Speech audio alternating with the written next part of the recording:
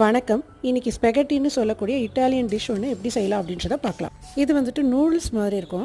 First வந்துட்டு ஒரு பாத்திரத்தில் தண்ணி எடுத்துக்கோங்க. அதை நல்லா கொதிக்க வச்சுட்டு இந்த ஸ்பெகட்டி வந்துட்டு நீங்கள் அப்படியே போட்டாலும் சரி, இல்லைனா பாதி பாதியாக உடச்சி போட்டுக்கிட்டாலும் சரி.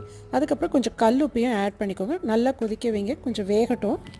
பாருங்கள், வெந்துருச்சு. இப்போ இதை வந்துட்டு ஒரு பாத்திரத்தில் வடிகட்டி எடுத்துக்கலாம். இப்போ வந்துட்டு ஒரு கடாய் அடுப்பில் வச்சுட்டு அதில் 1 ஸ்பூன் ஆயில் விட்டு பொடியாக நறுக்கின பெரிய வெங்காயம் ஒன்று சேர்த்து நல்லா வதக்கிக்கோங்க.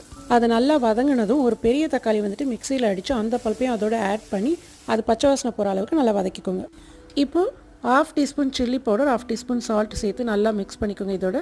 அதுக்கப்புறம் கொஞ்சம் தண்ணி சேர்த்து அது நல்லா கொதி வந்ததும் அதோட வேக வச்ச ஸ்பெகட்டியை சேர்த்து நல்லா மிக்ஸ் பண்ணிக்கோங்க. அதில் இப்போது சோயா சாஸ் இருந்ததுன்னா அது ஒரு 1/2 டீஸ்பூன் சேர்த்து நல்லா மிக்ஸ் பண்ணிக்கோங்க. இது எல்லாத்தையுமே நல்லா மிக்ஸ் பண்ணிவிட்டு லாஸ்ட்டாக வந்துட்டு கொஞ்சம் சீஸ் இருந்ததுன்னா ஆட் பண்ணிக்கோங்க, இல்லைனாலும் பரவாயில்ல. ஃபைனலாக பொடியான இருக்கிற கொத்தமல்லி இலைகளை கொஞ்சம் தூவிட்டு அடுப்பு ஆஃப் பண்ணிவிடுங்க. அவ்வளோதாங்க.